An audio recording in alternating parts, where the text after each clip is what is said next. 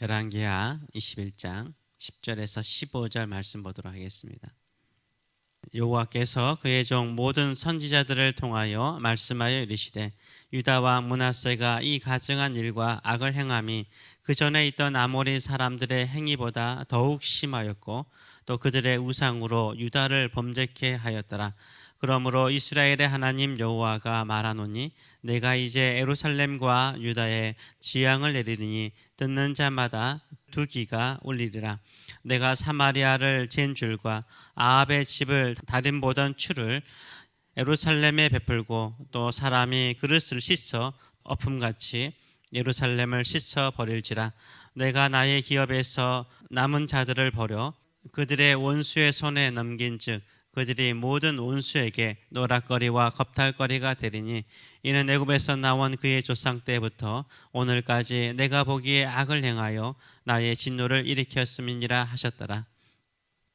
오늘 이 말씀을 가지고 내가 내 그릇을 씻지 않으면 하나님께서 씻으신다.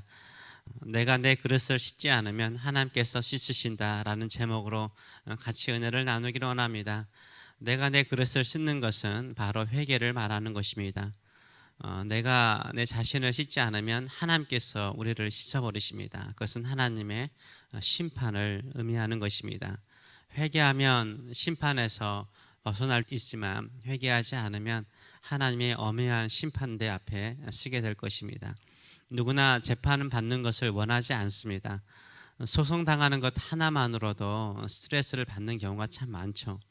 또 우리도 교통법규 하나 위반해서 코트에 갈 때 두렵고 또 떨리기도 하고 긴장이 되기도 합니다.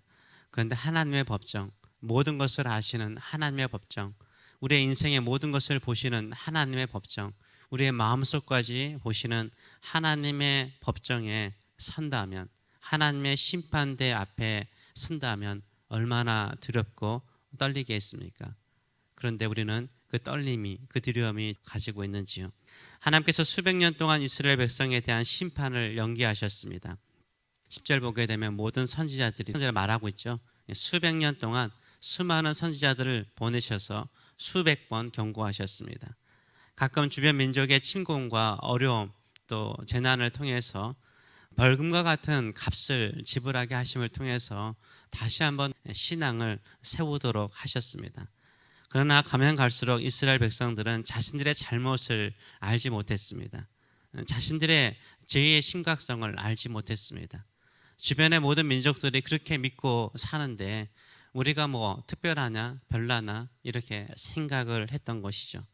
그리고 또 우리는 아브라함의 후손으로서 언약 백성으로서의 오만함을 가지고 하나님께서 우리를 여기에서 뽑지 않을 것이라는 착각을 가지고 있었던 것입니다.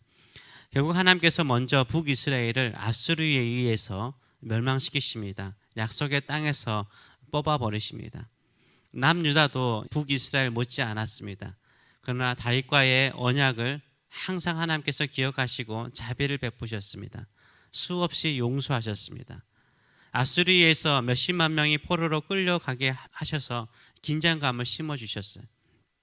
그럼에도 불구하고 북이스라엘이 멸망한 이후에 100여 년이 넘게 하나님께서 자비를 베푸신 거죠. 이미 히스기야가 바벨론의 사신에게 모든 것을 보여줌을 통해서 하나님께서 말씀하셨죠. 너의 후손이 환관이 될 것이며 여기에 있는 백성들이 끌려갈 것이다 라고 말씀하셨어요. 그리고 100여 년 후에 이루어진 거예요. 하나님의 마음을 심하게 아프게 하는 것이 바로 므낫세 왕 시대였습니다. 그 당시에 남유다의 땅에 없던 신이 없었어요. 없는 신 빼고는 다 있었습니다. 그래서 우리는 성령 충만한 시대라는 말도 쓰지만 이때는요 우상 충만의 시대였어요. 우상 충만의 시대였어요. 심지어 예루살렘 성전 안에도요 1월 성신을 태양신과 달신과 별신을 섬기는 제단이 있었고요. 자식을 번제물로 드리는 끔찍한 일까지 므낫세는 행하였습니다. 바알과 아세라 신상이 예루살렘 성전 안에 있는 것도요 그냥 흔히 볼 수 있는 일이었습니다. 예루살렘 성전이 더 이상 여호와 하나님만을 섬기는 제단이 아니라면 그 성전이 있을 필요가 있을까요? 남유다의 백성이 여호와 하나님만을 섬기는 백성이 아니라면 더 이상 하나님의 백성의 자격이 있을까요? 언약을 수십 번 어긴 유다의 백성들에게 하나님이 굳이 그 언약을 지킬 이유가 있을까요? 없는 거죠. 하나님께서 모든 선지자를 통해서 계속해서 경고하셨습니다. 오늘 본문 10절과 12절의 말씀을 보게 되면 여호와께서 그의 종 모든 선지자들을 통하여 말씀하여 이르시되 유다 왕 므낫세가 이 가증한 일과 악을 행함이 그 전에 있던 아모리 사람들의 행위보다 더 심하였고 또 그들의 우상으로 유다를 범죄하게 하였도다. 그러므로 이스라엘 하나님 여호와가 말하노니 내가 이제 예루살렘과 유다에 재앙을 내리리니 듣는 자마다 두 귀가 울리리라 라고 말씀하세요. 므낫세는 그 시대의 대표적인 한 사람에 불과한 거죠. 남유다의 모든 모습들을 보여주고 있는 것입니다. 이 두 귀가 울린다는 말은 놀랍다는 거죠. 정말 하나님께서 이렇게까지 하실까라고 우리의 귀를 의심하게 만든다는 거예요. 하나님께서 어떻게 하시는 거죠? 아브라함의 후손들, 약속의 후손들, 언약의 후손들을 하나님께서 어떻게 하신다고 그래요? 노락거리가 된다라고 말씀하세요. 결국은 약속의 땅에서 뽑히게 될 것이라고 말씀하세요. 그래서 그 이야기를 듣는 순간 정말 그럴 수 있을까? 우리는 아브라함의 후손인데 이런 생각이 들게 만든다는 거죠.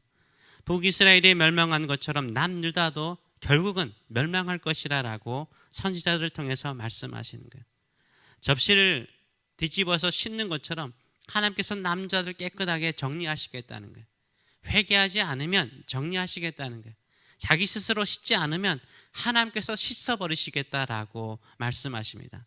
어떻게 하나님께서 자신의 백성을 버릴 수 있단 말입니까? 라고 반문할 수 있어요.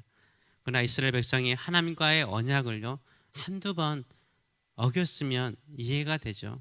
한두 번은 용서할 수 있죠. 그러나 출애굽의 시대부터 지금까지 이 므낫세의 시대까지 하나님과의 언약을 수백 번 어겼던 거죠. 15절 말씀은 이렇게 말합니다. 이는 애굽에서 나온 그의 조상 때로부터 애굽의 시대로부터 오늘까지 내가 보기에 악을 행하여 나의 진노를 일으켰음이라 라고 말씀하세요. 거의 대략 1000여 년 동안 언약을 어기면서 계속해서 하나님의 마음을 슬프게 한 거죠. 이 1000여 년 동안 하나님께서 자비를 베푸셨던 거죠. 심판의 메시지를 들을 때 신중해야 되는데 그들은 신중하지 않았어요. 항상 그래도 용서하시겠지. 우리는 언약의 백성인데 하나님께서 심판하지 않겠지. 버리지 않겠지. 이렇게 생각을 했던 것입니다. 항상 말씀하지만 예수님께서 공생애를 시작하실 때 외치신 말씀은 무엇입니까? 회개하라. 천국이 가까이 왔느니라 라고 말씀하셨어요. 예수님의 메시지도 회개였습니다. 회개하지 않으면 심판이 있고 회개하면 천국이 너희에게 임할 것이라 라고 말씀하셨어요. 절대 우리를 심판하지 않을 것이라 라고 예수님께서 말씀하신 적이 없어요. 근데 왜 우리는 그렇게 착각을 하는지 모르겠어요. 누가복음 3장 8절과 9절의 말씀을 보게 되면 세례 요한은 이렇게 외쳤죠. 그러므로 회개에 합당한 열매를 맺고 속으로 아브라함이 우리 조상이라 말하지 말라. 내가 너에게 이르노니 하나님이 능히 이 돌들로도 아브라함의 후손이 되게 하시리라. 이미 도끼가 나무 뿌리에 놓였으니 좋은 열매를 맺지 아니하는 나무마다 찍혀 불에 던져지리라 라고 예수님의 길을 예비한 세례 요한이 외쳤습니다.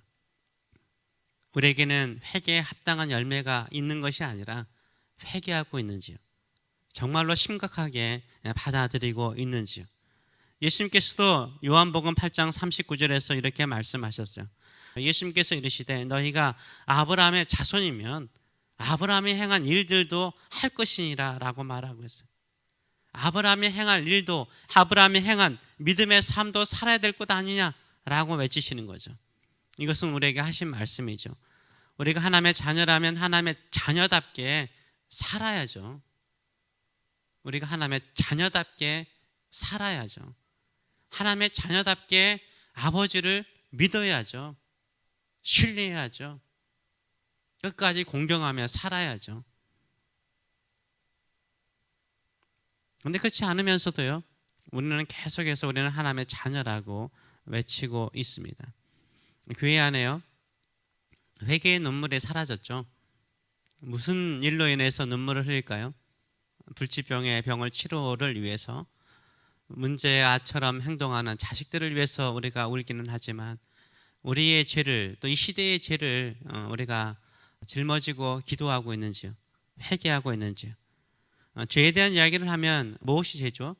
저는 죄가 별로 없는 것 같은데요. 딱히 생각나는 죄가 없다라고 말하는 성도들이 참 많습니다.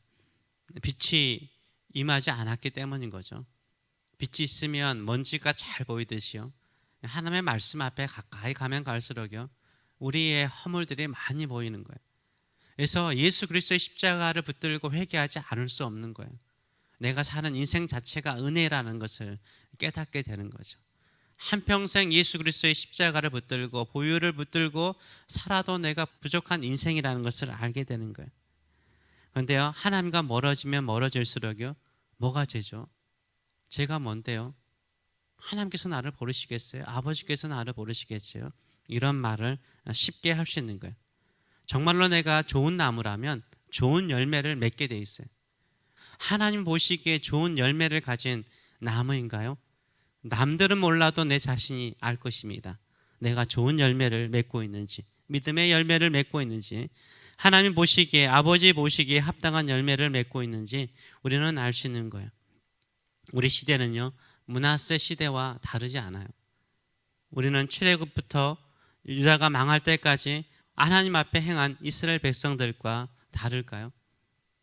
배우자가 한 번이라도 바람을 피우면 용서하기 쉽지 않아요. 그래도 용서하며 사는 부부들이 많죠. 믿음 안에서 그래도 용서하며 살려고 그래요.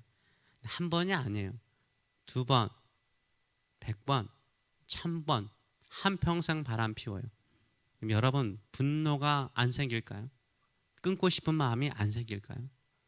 하나님께 우리가 영적인 간음을 행하고 하나님 앞에서 그렇게 바람을 피우며 살 때 하나님의 마음이 어떠시겠습니까? 언젠가는 끊으세요. 우리가 우리 스스로의 죄악을 씻고 정결한 마음을 가지고 주만을 섬길 때 주께서 우리를 씻지 않으세요. 심판하지 않으세요. 우리가 우리 자신을 씻지 않고 늘 오만함과 교만함을 가지고 살아가고 우리의 삶을 합리화시켜서 주 앞에 쓸 때 하나님께서 기뻐하지 않으세요.